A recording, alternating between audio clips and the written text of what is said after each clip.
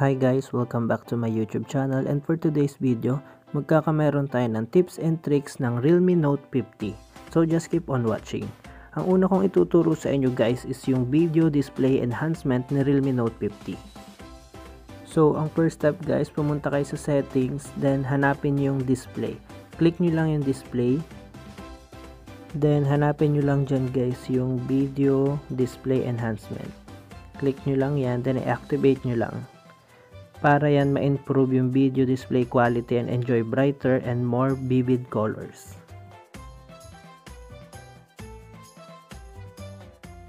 Then, ang next ko guys na ituturo sa inyo is Smart Wake. Ito yung kalimitan tinatanong ng mga user kung paano daw ba i-activate yung double tap to turn on. So, punta lang kayo sa settings, hanapin nyo yung Smart Controls. Click nyo lang yan.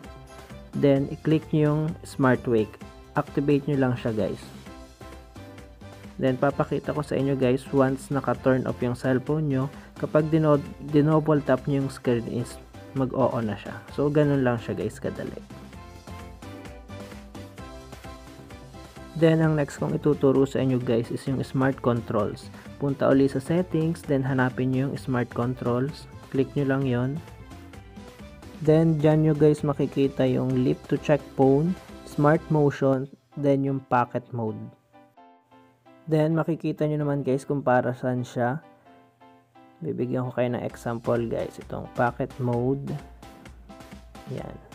Kapag naka-activate siya, may power saving, smart bell, then touch disable kapag nasa bulsa mo siya.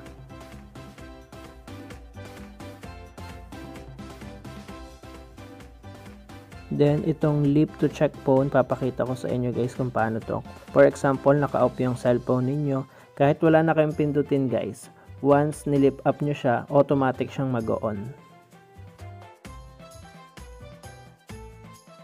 Then, ang next kong ituturo sa inyo guys is paano mag-take ng screenshot sa Realme Note 50. So, ganun pa rin, 3 fingers slide down. Ganun lang kadali guys. Pwede rin dyan yung volume down, then power button. Then, isa ko pa guys na ituturo sa inyo is kung paano i-turn off or i-restart itong Realme Note 50. Hindi na siya guys katulad ng mga dating smartphone na kapag ni-press nyo lang ng 5 seconds yung power button is mare-restart na or makikita nyo na yung kung paano patayin. Hindi siya guys ganun. Kiklik nyo lang dyan yung volume up then power button. I-press nyo lang siya ng sabay. Lalabas dyan yun kung paano ma-restart and ma-off. Yun. Ganun lang kadali guys. Power off, restart.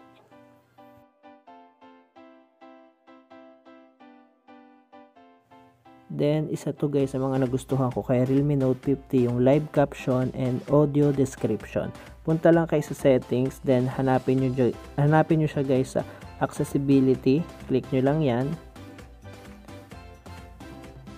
Then, makikita nyo dyan yung live caption saka yung audio description. Gumagana ata siya guys kapag may wifi lang. Yan, makikita nyo naman guys kung para saan.